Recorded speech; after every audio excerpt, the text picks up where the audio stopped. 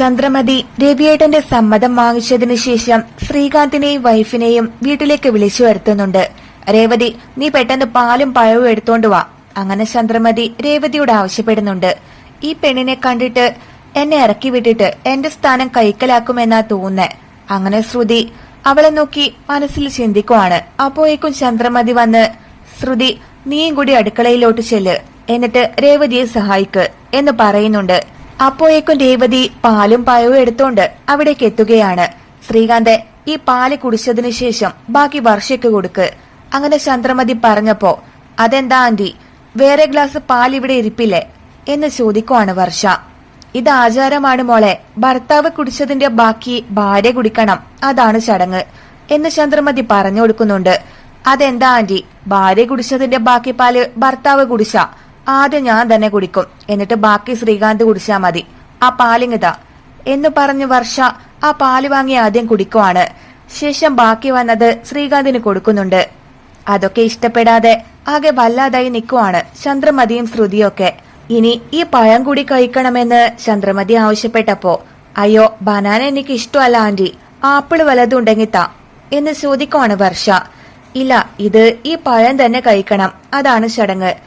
ഇത് ശ്രീകാന്ത് തന്നെ ആദ്യം കഴിച്ചേ പറ്റൂ, ബാക്കി നീ കഴിച്ചാ മതി. അങ്ങനെ ചന്ദ്രമതി വാശി പിടിക്കുന്നുണ്ട്. അത് പറ്റില്ല ആന്റി, ഞാൻ കഴിച്ചതിന്റെ ബാക്കിയേ ഇവന് കൊടുക്കുന്നുള്ളൂ എന്ന് പറഞ്ഞ് വർഷ തന്നെ പഴം ആദ്യം കഴിക്കുന്നുണ്ട്. എന്നിട്ട് ബാക്കി ശ്രീകാന്തിന് നൽകുകയാണ്. അത് കണ്ട് ശ്രുതി, ഇവള് ഭയങ്കര ഓവറാണല്ലോ. അങ്ങനെ ശ്രുതിയുടെ ചെവിയിൽ പറഞ്ഞു കൊടുക്കുന്നുണ്ട്. മോഡേൺ ആയ പെൺകുട്ടികളൊക്കെ ഇങ്ങനെയാ ശ്രുതി എന്ന് ശ്രുതി പറഞ്ഞപ്പോ, ഇതാണോ മോഡേൺ? ഇവള് അമേരിക്കയിൽ നിന്ന് വന്നതൊന്നും അല്ലല്ലോ, ഇവള് കാണിച്ചത് വളരെ മോശമായി പോയി എന്ന് ശ്രുതി അഭിപ്രായം പറയുന്നുണ്ട്. രേവതി, നീ എന്താ നോക്കി നിൽക്കുന്നേ, പോയി സ്വീറ്റ്സ് എല്ലാം എടുത്തു വെക്ക് എന്ന് പറഞ്ഞ് ചന്ദ്രമതി രേവതിയെ കിച്ചണിലേക്ക് പറഞ്ഞു വിടുന്നുണ്ട്. പിന്നീട് ചന്ദ്രമതി അകത്തേക്ക് വന്ന്, എടി രേവതി, നീ വർഷയെ സംസാരിക്കാനൊന്നും അടുത്തേക്ക് പോകണ്ട, അവള് കോടീശ്വര വീട്ടിലെ പെണ്ണാണ്, അവളുടെ അടുത്ത് നീ പല്ല് കാട്ടി ഇളിച്ചോണ്ട് നിക്കണ്ട, എന്നിട്ട് വേണം ആ പെണ്ണീ വീട്ടിൽ നിന്ന് ഇറങ്ങിപ്പോവാൻ എന്നൊക്കെ രേവതി ഉപദേശിക്കുന്നുണ്ട്. പിന്നീട് വർഷ വന്ന് ശ്രീകാന്തിനെ നല്ലൊരു അടി മുതുകിലേക്ക് തന്നെ കൊടുക്കുന്നുണ്ട്. അത് കണ്ട് ചന്ദ്രമതി വർഷയെ പേടിച്ചിരിക്കുവാണ്. ആന്റി, പാലും പഴവൊന്നും ഒരുമിച്ച് കഴിക്കാൻ പാടില്ല, അത് ഹാർട്ടിന് പ്രോബ്ലം വരുത്തും, അതുകൊണ്ട് ഇനി മുതല് ഇങ്ങനെ കഴിക്കരുത് എന്നൊക്കെ വർഷ ചന്ദ്രമതിയെ ഉപദേശിക്കുന്നുണ്ട്. ആ സമയം ശ്രുതി അവിടേക്ക് വരുവാണ്. ചന്ദ്രമതി ഉടനെ ശ്രുതിയുടെ കയ്യിൽ പിടിച്ച്, ഇതാണ് ശ്രുതിമോള്, ശ്രുതിയുടെ വൈഫാണ് എന്ന് വർഷയ്ക്ക് പരിചയപ്പെടുത്തുന്നുണ്ട്. അതെനിക്കറിയാം ആന്റി എന്ന് വർഷ പറയുമ്പോ, ഇപ്പോഴാണ് എന്റെ മനസ്സിന് ഒരുപാട് ആശ്വാസമായത്. ഈ കുടുംബത്തിന് ചേർന്ന 2 മരുമക്കളെ എന്റെ കയ്യിൽ കിട്ടിയല്ലോ. അങ്ങനെ രണ്ടുപേരെയും ചേർത്ത് ചന്ദ്രമതി പറയുന്നുണ്ട്. അത് കേട്ട് രേവതി ആകെ വിഷമിച്ചു നിൽക്കുവാണ്. ആന്റി, ഇതിന് ആദ്യം നന്ദി പറയേണ്ടത് ഏട്ടത്തിയോടാണ്. രേവതി ഏട്ടത്തിയാണ് ഞങ്ങളെ ഹെൽപ്പ് ചെയ്തേ. ഞാൻ ഈ വീട്ടിലേക്ക് വരാൻ കാരണം രേവതി ഏട്ടത്തി തന്നെയാണ്. അങ്ങനെ വർഷ പറഞ്ഞത് കേട്ട് ചന്ദ്രമതിക്ക് അതൊട്ടും തന്നെ ഇഷ്ടപ്പെട്ടിട്ടില്ല. നീ വർഷയ്ക്ക് വീടൊക്കെ ചുറ്റിക്കാണിക്ക് ശ്രീകാന്ത് എന്ന് ചന്ദ്ര പറയുമ്പോ, ചുറ്റിക്കാണിക്കാൻ ഇവിടെ എന്താ ഉള്ളതമ്മേ എന്ന് ചോദിക്കുവാണ് ശ്രീകാന്ത്. മോളെ, ഇതാണ് കിച്ചൺ എന്ന് ചന്ദ്ര പറയുമ്പോ, ആന്റി, അത് ശ്രീകാന്തിന്റെ ഡിപ്പാർട്ട്മെന്റ് ആണ്, എനിക്കും കിച്ചണുമായിട്ട് യാതൊരു ബന്ധവും ഉണ്ടാവില്ല, ഒരു ചൂടുവെള്ളം പോലും എനിക്കുണ്ടാക്കാൻ അറിയില്ല ആന്റി എന്ന് മറുപടി കൊടുക്കുവാണ് വർഷ. അത് കേട്ട് ചന്ദ്രമതി ആകെ ഷോക്കായി ഇരിക്കുവാണ്.